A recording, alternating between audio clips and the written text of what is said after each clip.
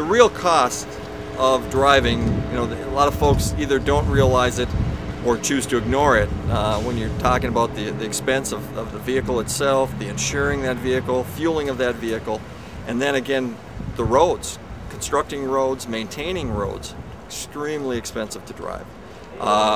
Transit does give you a much lower cost alternative than driving your own car. A few years ago, the highway construction industry funded a study.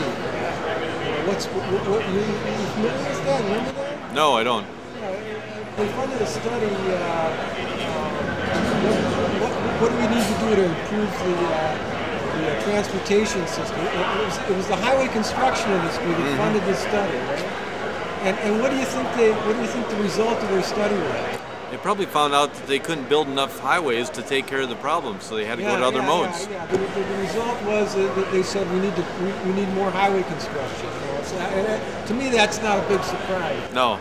But I mean, it was the highway construction industry that funded this study, and there were like state legislators and county commissioners. I heard these people, all citing this study as a reason why we need to spend more money on highway construction. At the same time that they can't even maintain the pavement that they've got out there now. Yeah, that's what you call a vested interest.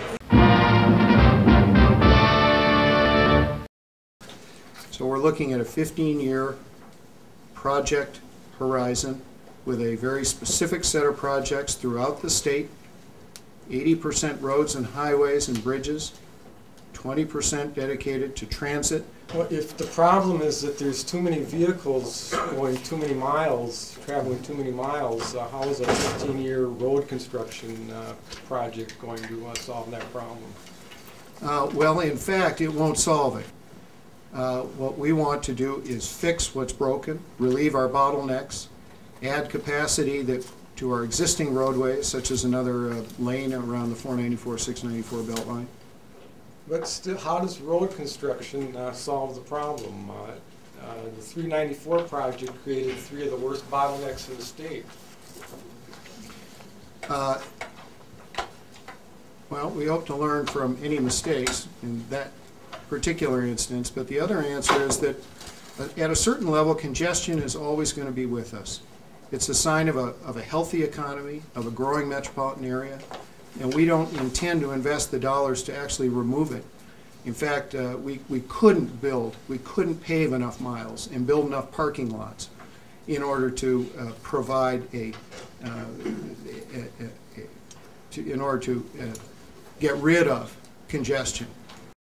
You can't just go out and continue to build highways, because someday you and I will be sleeping on pavement because there's no room left for houses.